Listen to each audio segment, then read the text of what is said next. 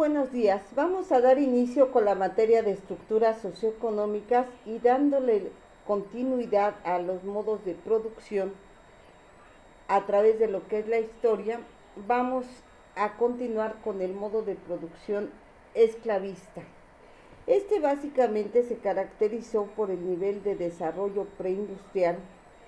Había un capital escaso, la carencia de incentivos para la producción, un amasamiento inmenso de fortunas a través de la acumulación de inmuebles,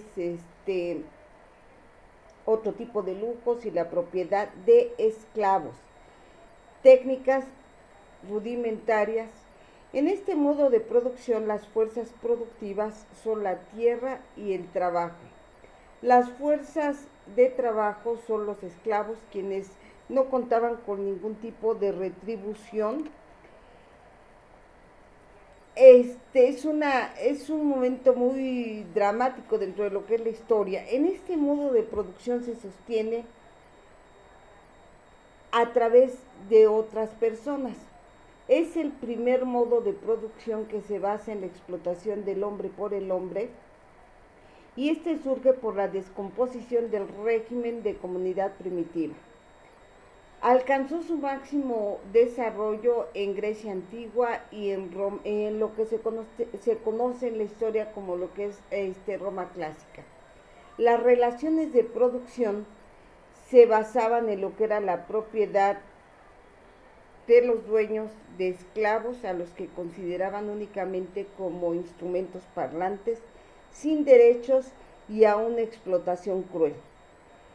El trabajo del esclavo lo aplicaban a gran escala en lo que eran los latifundios y en la producción artesanal. El dueño disponía del trabajo y de la vida del esclavo. En esa época la sociedad se dividió en dos clases, los esclavistas y los esclavos. Para dominar los esclavistas a los esclavos, esto lo hacían a través de lo que es la violencia. Aunque también había campesinos que tenían libertad, mercaderes y artesanos, ya que los esclavos eran prisioneros que capturaban en las guerras. Derivado del incremento de esclavos, tanto los campesinos como los artesanos empezaron a arruinar económicamente. La economía era de carácter cerrado. Hubo un aumento en lo que era la división de trabajo, dando origen a lo que es la producción mercantil.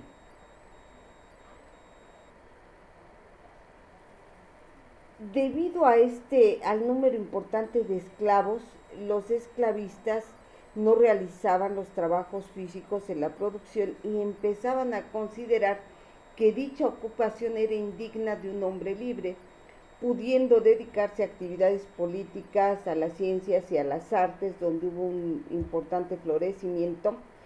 Surgió la oposición entre lo que era el trabajo físico y lo que era el intelectual, lo que da origen a la oposición entre la ciudad y lo que es el campo. Este modo de producción era progresivo comparándolo con el modo de producción primitivo, ya que este último hizo posible un mayor desarrollo de la producción. Al paso del tiempo se convirtió en un freno para el desarrollo de la ciudad, debido a que los esclavos pues no se interesaban por los resultados propios de su actividad. Se empleaban instrumentos totalmente primitivos con una productividad baja. La explotación del esclavo era cruel y degradante, por lo que la vida de estos era bastante corta. Este régimen entró en un periodo de crisis por el levantamiento de los esclavos y la lucha de los campesinos libres contra los esclavistas, aunado esto a los ataques que venían del exterior.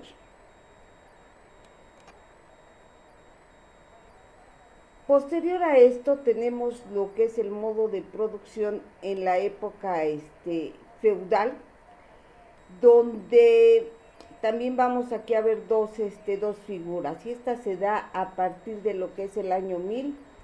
Se dividen, se derivan debido a las invasiones por parte de los grupos bárbaros, a la caída del imperio romano y al debilitamiento de algunos grupos.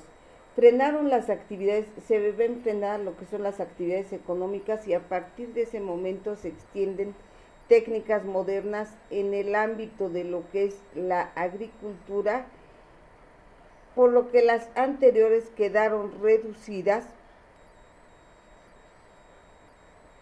prácticamente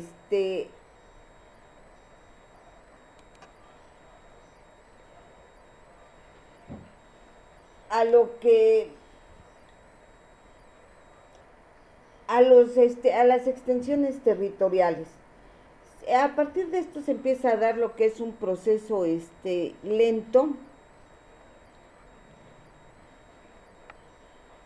lo cual podemos ver y se cuantifica